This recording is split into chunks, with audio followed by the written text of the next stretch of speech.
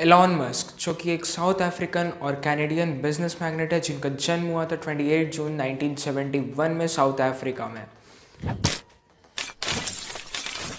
साथ ही साथ ये 2021 में यानी कि इसी ईयर ये most richest man in the world में आ चुके हैं पहले नंबर पे। जी हाँ, पहले नंबर पे। मैं स्वागत करता हूँ फ्रेंड्स आप सभी को मेरे यूट्यूब चैनल पे। बने रहिए हमारी आज की इस वीडियो के साथ। बहुत ही ज़्यादा इन्फॉर्मेटिव वीडियो है, इंस्पायरिंग वीडियो है। होप करता हूँ आप सभी को वीडियो पसंद आएगी एंड इफ वीडियो पसंद आए तो प्लीज़ इस वीडियो को लाइक कीजिएगा, अपने फ्रेंड्स के साथ शेयर कीजिएगा। चलिए इस वीडियो को स्टार्ट करें। तो जी हाँ, एलॉन मस्क साउथ अफ्रीकन और कैनेडियन बिजनेस मैग्नेट है जिनका जन्म हुआ था 28 जून 1971 में साउथ अफ्रीका में, जिन्हें बुक्स रीडिंग करने की बहुत ज़्यादा शौक थी। और आप सभी को ये जानकर हैरानी होगी कि एलॉन मस्क सिर्फ और सिर्फ 10 साल की उम्र में इतने ज़्यादा बुक्स पढ़ चुके थे जितने कि एक ग्रेजुएटेड स्टूडेंट भी ना पढ़े बुक पढ़े। और ये 10 ही साल की उम्र में अपनी पहली कंप्यूटर उन्हें मिली जिनमें वो बुक्स के थ्रू बुक को पढ़कर नॉलेज गेन करके कोडिंग स्टार्ट किए। और 12 साल के इन्होंने एक गेम को डेवलप किया और जिसे ऑनलाइन कंपनी को सेल किया $500 में, जिनकी लाइफ की सबसे पहली अर्निंग थी जो कि थी $500 सिर्फ और सिर्फ 12 साल की उम्र। साथ ही बुक्स को पढ़कर इन्होंने कोडिंग सीखा, बुक्स को पढ़कर इन्होंने रॉकेट साइंस में टोटल नॉलेज गेन कर ली सिर्फ और सिर्फ बुक्स को पढ़। उसके बाद इन्होंने यूनिवर्सिटी ऑफ प्रेटोनिया में अपना एडमिशन लिया। उसके बाद इन्होंने अपना एडमिशन लिया क्वींस यूनिवर्सिटी में जब वो 17 साल के थे।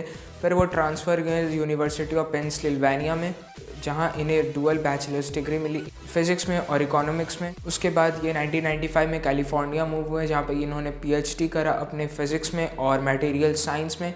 एंड सिर्फ 2 दिनों के बाद इन्होंने ड्रॉप आउट ली अपने बिजनेस करियर को परस्यू करने के लिए, जहाँ पे इन्होंने 1995 में अपने भाई के साथ एक Zip2 नाम की एक वेब डेवलपिंग सॉफ्टवेयर को डेवलप किया अपने भाई के साथ, जिसे एक्वायर किया गया था कॉम्पैक्ट कंपनी के थ्रू $307 मिलियन।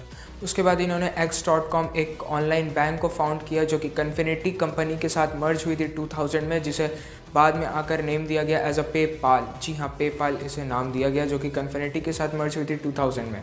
2000 में मर्ज होने के बाद 2002 में इन्होंने एक कंपनी को फाउंड किया जो कि था SpaceX कंपनी, जिनके फाउंडर एलॉन मस्क है। और साथ ही साथ 2004 में इन्होंने एक टेस्ला कंपनी को ज्वाइन किया। तो ये तो थी इनकी पर्सनल स्टोरी। उसके बाद हम जानते हैं कि ये 2021 में ये फर्स्ट नंबर पे फोर्ब्स लिस्ट पे कैसे आए। तो ऐसा तो कुछ भी नहीं था, ये पहले से ही बिलियनियर थे, लेकिन 2021 में आते ही ये 1 नंबर पे आ गए। पहले ये 25th नंबर पे थे, लेकिन अब ये फर्स्ट नंबर पे। और ऐसा माना जा रहा है कि ये ट्रिलियनियर भी बन सकते हैं। तो जस्ट इमेजिन कीजिए, अगर आप बिलियनियर लेवल के इंसान हैं तो आप अपनी अर्निंग कहाँ से जनरेट करते हो। ऐसा बिल्कुल भी नहीं हो सकता है कि आप कोई कंपनी में जाकर काम करते हो, आप कोई एम्प्लॉयर हो गए किसी कंपनी के। अगर ऐसा है तो ये बिल्कुल भी पॉसिबल नहीं है आप बिलियंस में अर्निंग कर पाओगे। तो ये तभी पॉसिबल हो सकता है जब आप कोई वैल्यूएबल कंपनी के ओनर है। तो exactly Elon Musk Tesla company के CEO हैं और प्रोडक्ट आर्किटेक्ट है टेस्ला कंपनी के, जो कि एक इलेक्ट्रिकल कार मैन्युफैक्चरर कंपनी है। तो ये पहले भी थे, लेकिन ऐसा 2019, 18, 17 में वैसा कुछ खास तो इस साल भी नहीं किए थे। ऐसा है कि ये लोग एक ही दिन में अबाउट $बिलियंस अर्न भी कर सकते हैं और एक ही दिन में ये लोग $बिलियंस को लूज़ भी कर सकते हैं। तो ये डिपेंड करता है उस कंपनी की शेयर प्राइस स्टॉक मार्केट पे ऊपर जा रही है नीचे जा रही है। अगर ऊपर जाएगी तो इन्हें प्रॉफिट होगा, और अगर स्टॉक मार्केट पे इनकी कंपनी की शेयर प्राइस नीचे जाएगी तो इन्हें लॉस होगा।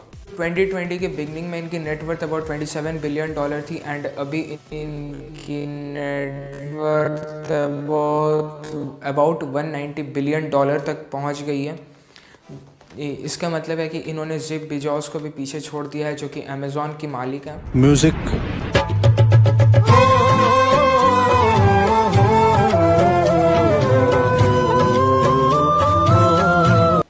तो जैसा कि मैंने आप सभी को कहा कि स्टॉक मार्केट पे जो कंपनी की शेयर प्राइस अगर ऊपर जाती है तो इन्हें प्रॉफिट होता है, और स्टॉक मार्केट पे अगर कंपनी की शेयर प्राइस नीचे आती है तो इन्हें लॉस होता है। तो ऐसा इनकी कंपनी टेस्ला के भी साथ हुआ। ऐसा हुआ तो 2021 में आते ही अचानक से इनकी शेयर प्राइस बढ़ी, 720% तक इनकी शेयर प्राइस बढ़ चुकी थी।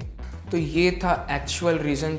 बट आप सभी को ये जानकर हैरानी होगी कि तो जो टेस्ला कंपनी है, टेस्ला कंपनी के फाउंडर एलॉन मस्क नहीं है, तो फिर कौन है। आपके दिमाग में ये क्वेश्चन आएगा कि एलॉन मस्क अगर नहीं है तो इस कंपनी के फाउंडर कौन है। तो इस कंपनी को फाउंड किया गया था मार्टिन और मर्क फाउंड किया गया था 2003 में, और एलॉन मस्क ने 2004 में 1 साल बाद इस कंपनी के फाउंड होने के बाद इस कंपनी को उन्होंने ज्वाइन किया। एंड 2008 में ये उस कंपनी के सीईओ बने एंड 2009 के लगभग इस कंपनी को बहुत ही ज़्यादा फाइनेंशियल प्रॉब्लम से गुजरना पड़ रहा था, जिसके चलते ये मेन रीज़न था स्टॉक मार्केट में लिस्ट करने।